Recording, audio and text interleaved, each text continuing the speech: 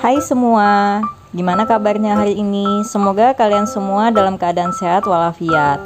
Lama banget ya aku udah nggak upload video karena kemarin di handphone aku bermasalah dengan memorinya. Jadi aku nunggu memori aku datang dulu baru aku bisa bikin video lagi karena handphonenya udah nggak cukup buat simpan video.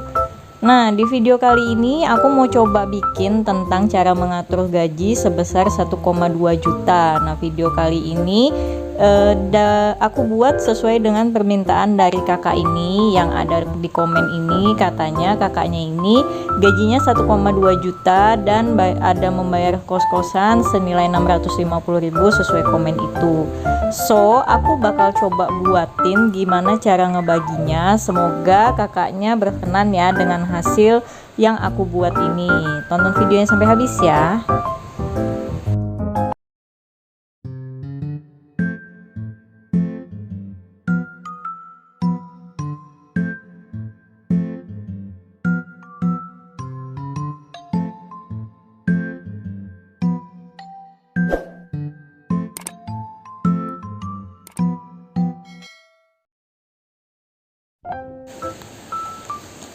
Nah, di sini kan katanya dengan penghasilan 1,2 juta dia punya pembayaran kos sebesar 650.000. Aku nggak tahu lagi kewajiban yang lain apa, tapi di sini aku anggap kewajiban kakaknya ini cuma pembayaran kos. Nah, jadi di sini untuk pos yang pertama seperti biasa aku bikin dulu pos kewajiban, dan pos kewajibannya di sini aku isi untuk kos dan menabung juga aku masukkan di dalam pos kewajiban. Karena di sini anggapannya menabung itu sebagai kewajiban ya, karena di sini aku nggak pakai sistem persentase, jadi aku menyesuaikan aja nantinya gimana. Nah, karena di sini ada kosnya itu pembayarannya 650.000, aku coba sisihkan 50.000 untuk menabung. Walaupun nggak nyampe 10% dari penghasilan, tapi nggak masalah, yang penting ada uang yang disisihkan untuk ditabung. Jangan sampai nggak ada sama sekali buat ditabung ya setiap kita menerima penghasilan. Nah, dari totalnya ini kos ditambah menabung dapat total 700.000. Nah, jadi kewajibannya aja sudah 700.000 ya, lebih dari separuh uang gajinya. Padahal kalau mengikuti persentase harusnya 50 banding 30 banding 20, tapi nggak apa-apa ya, karena ini kakaknya udah terlanjur ngambil kos yang begini, kita harus cukup-cukupkan nih sisanya berapa. Selanjutnya yang berikutnya aku bikin pos untuk kebutuhan. Kebutuhan di sini adalah biaya bulanan yang bisa berubah. Nah, untuk yang pertama di sini ada untuk makan. Makannya di sini makan yang aku budgetkan cuma 200.000 ya. Kenapa sedikit banget sih Kak budgetinnya 200.000? Karena supaya cukup buat alokasi kepentingan yang lainnya. Aku mau budgetin 400.000 kan nggak mungkin banget karena uangnya sudah sisa 500.000. Nanti bakal aku kasih tahu gimana caranya uang 200.000 ini bisa cukup untuk makan 1 bulan. Lalu yang kedua ada grocery untuk belanja bulanan, itu aku kasih budget 100.000. Semoga aja cukup ya, dan emang mau nggak mau harus dicukup-cukupkan karena budgetnya ngepas. Terus yang ketiga untuk transport itu sebesar 50.000. Semoga juga cukup. Aku berharap sih kakaknya ini ngekos yang dekat dengan tempat kerjanya ya atau kantornya. Nah, yang keempat untuk kuota itu sebesar 50.000 juga. Lalu untuk galon sebesar 20.000, karena kan kalau anak kos otomatis dia beli galon dong untuk minum ya kan. Nah, di sini aku totalin dulu ya berapa untuk kebutuhannya. Ditambahkan dari makan, grocery, transport, kuota, dan galon dapat total kebutuhan itu sebanyak 420.000. Nah, dari total 700 ditambah 420.000 itu kan udah menghasilkan 1.120.000. Nah, tapi di sini sebelum masuk ke sisa gaji, aku bakal jelasin dulu gimana caranya makan dengan 200.000 itu bisa cukup 1 bulan. Nah, jadi dengan uang 200.000 usahain selalu masak sendiri ya di rumah. Jadi per minggu itu ngabisin budget 50.000. Jadi kakaknya ini harus kos-kosannya yang bisa masak. masak, entah masak sendiri di dalam kamar ataupun masak di dapur umum.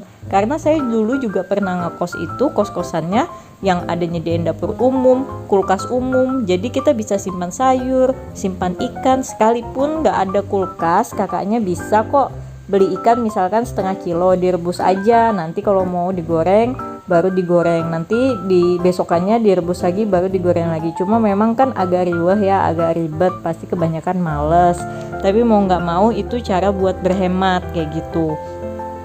Terus untuk groserinya yang 100.000 itu untuk beli beras, sabun, sampo, deterjen, odol. Beli berasnya cari beras yang termurah ya, kalau perlu yang ada 10.000 aja 1 kilo. Karena kalau untuk anak kos biasanya ngabisin sekitar cuma 5 kilo ya, bahkan bisa di bawahnya. Lalu untuk transport itu 50.000, usahain kakaknya ini ngekos yang bener-bener dekat dengan kantornya atau tempat kerjanya. Jadi kalau bisa malah kalau perlu nggak perlu naik motor kayak gitu, nggak perlu naik kendaraan, cukup dengan jalan kaki aja udah sampai. Jadi sudah bisa menghemat biaya transport itu. Lalu untuk kuota ini pilihlah kartu yang murah-murah aja. Biasanya ada kartu Indosat, Tri, Smartfriend kayak gitu yang amat sangat murah dan dapat kuota yang besar. Lalu yang terakhir untuk galon, beli galon yang isi ulang aja ya. Isi ulang galon itu murah kok, 5.000 aja 1 galon daripada beli galon yang air murni, toh sama aja. Karena saya pun beli galon yang biasa aja, buat apa sih beli galon yang murni, kecuali memang orang yang nggak cocok. Kalau minum yang biasa nanti bakal sakit perut atau diare, ya udah mau nggak mau harus beli galon yang airnya jangan yang isi ulang. Tapi kalau memang kita baik-baik aja, fan aja, ya nggak masalah sih beli galon air isi ulang itu, toh juga bersih. Nah, jadi di sini dapat sisa gajinya itu 80.000. Sisa gaji 80.000 ini uang yang bebas buat apa aja dipakai. Tapi saran saya lebih baik uang 80.000 ini digunakan untuk menambahi biaya bulanan yang memang mungkin, misalkan beli sayur kurang, atau biaya transportnya kurang, atau groserinya kurang, ditambahkan di situ. Atau bisa juga kalau memang nggak ada dipakai apa-apa, ya udah dipegang aja, disimpan, nanti dialokasikan buat ditabung. Jangan pakai visi misi foya-foya ya kak, karena zaman sekarang buat finansial yang lebih baik nggak ada lagi buat visi misi foya-foya itu. Kita harus memanage keuangan dengan sebaik mungkin supaya kita bisa menikmati hari tua kita dengan santai. Di sini aku mau coba kasih sedikit tips dari aku ya buat kakaknya. Nah, kan di sini pasti kakaknya kalau ngelihat aku alokasiin semua ini rasanya wah parah nih, kok di budgetinnya minim banget sih, susah lah hidup kayak gitu. Nah, di sini aku mau coba kasih tips supaya nggak terlalu memaksakan kehidupannya di setiap bulannya. Tips yang pertama itu coba cari kosan yang budgetnya hanya 30-40% dari gaji. Jadi supaya persentase buat budgeting itu jadi normal. Terpakainya cuma sekitar 30-40%, jadi bisa dialokasikan 10-20%-nya buat kewajiban yang lain. Itu kalau memang memungkinkan ya kak. Jadi budgetnya mungkin untuk kos itu sekitar 400-500. Tapi kalau memang nggak memungkinkan di kotanya, mungkin nggak bakal ada lah kosan yang 400-500 ribu. Coba ajak atau cari teman yang mau diajak tinggal bareng di kosannya. Jadi bisa bagi dua tuh biaya kosnya. Jadi kan kalau dari 6,5 cuma bayar tiap bulan 325.000. Lumayan kan, terpotong 50%. Nah, selain kedua hal itu sebetulnya wajib banget deh kakaknya buat ikutin salah satunya yang mana yang memungkinkan, supaya demi nggak terlalu pusing setiap bulannya hanya untuk uang habis banget buat bayar kos-kosan. Nah, selanjutnya untuk yang tips ketiga, coba cari penghasilan tambahan. Contoh misalkan dengan jual pakaian bekas, kan nggak butuh modal tuh, cukup cari bongkar lemari aja, cari baju-baju yang sekiranya udah lama nggak kepake, mikirnya bakal dipakai nanti tapi nggak kepake-pake, mending dijual aja. Banyak kok tempat jualnya. Saya dulu suka jual baju bekas itu, cukup di grup Facebook aja jual 10.000, 15.000, 20.000, itu udah banyak kok yang mau selama kita ngambil fotonya yang bagus ya, jadi orang tertarik buat beli. Kalau memang nggak memungkinkan untuk jual baju bekas, coba jual online, entah jual baju baru, sepatu baru, tas baru, apapun itu dengan sistem dropship.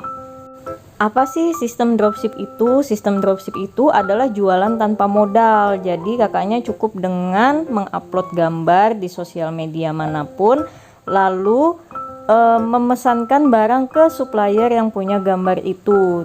Terus pembayarannya dari customer yang memesan itu. Jadi kakak sama sekali nggak keluar uang, tapi dengan satu syarat, harus pilih supplier yang terpercaya, yang mereka memang menyediakan sistem dropship yang real. Maksudnya real itu mereka memasukkan alamat pengiriman itu alamat dari alamat kakak, bukan alamat toko mereka, supaya customernya percaya kan, oh iya ternyata memang belinya dari kakak kan, bukan dari pihak lain lagi. Jadi kakak ini tidak dianggap sebagai hanya perantara aja. Kalau customer tahu toko yang jual, otomatis nanti mereka bakal beli langsung ke toko itulah ya kan. Kan kalau sistem dropship itu sekarang e-commerce banyak lah, salah satunya Shopee itu dia udah nyediain sistem dropship kayak gitu kan. Tinggal kita pinter-pinternya kita buat mencari seller mana atau supplier mana yang terpercaya, yang bisa diajak kerjasama dengan sistem dropship itu. Jadi banyak cara lah buat menambah penghasilan di era digital ini. Itu mudah banget buat nambah uang penghasilan, nggak sesusah zaman dulu. Kalau kita mau dagang itu pusing gimana caranya. Kalau sekarang modal HP doang, ketik udah bisa ngasilin duit.